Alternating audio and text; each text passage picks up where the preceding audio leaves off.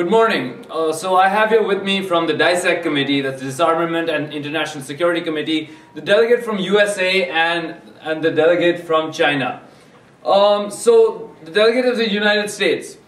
In the first session, United States of America and China were looking towards collaborating, and so where exactly did you see eye to eye? Where did you think you could collaborate? We saw as the objective, as two of the P5 nations, we saw that it was our responsibility to get nuclear fissile material out of unstable rogue states. But the thing was, while we both wanted the rogue states to give up their nukes and build for disarmament, the ways in which we wanted to go about doing this was slightly different, which is why we drifted apart towards the end.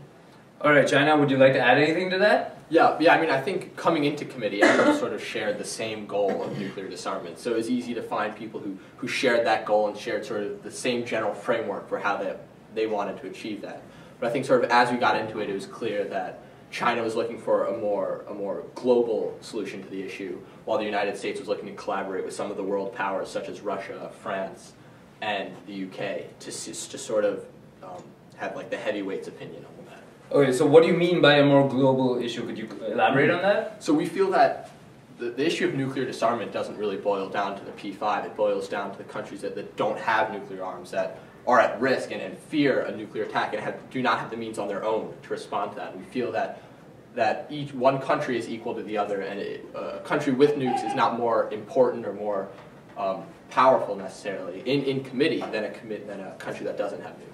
Alright, would you like to add anything? Yeah, we felt that while the opinion of the smaller countries was very much appreciated, we felt that as the few states which did possess nuclear weapons and as the few states which could effectively use their arsenals as deterrents for rogue states, we felt that it was our responsibility to lead the disarmament process, so that because the rogue states at the end of the day would be listening to the people who would actually be able to give them the concessions. So we thought that that would be the most effective way of getting the rogue states to listen. Okay, so now we've got their stances. But guys, where do you see committee headed? We all know what you like to favor. What do you think committee is headed towards, China? Well, I mean, luckily, I think on both sides of the debate, we have strong ideas coming out. I mean, I think both groups have strong ideas. They put it into comprehensive and coherent working papers. So I think whatever happens, we're going to have a viable solution to this issue. I think the debate is just going to be whether that solution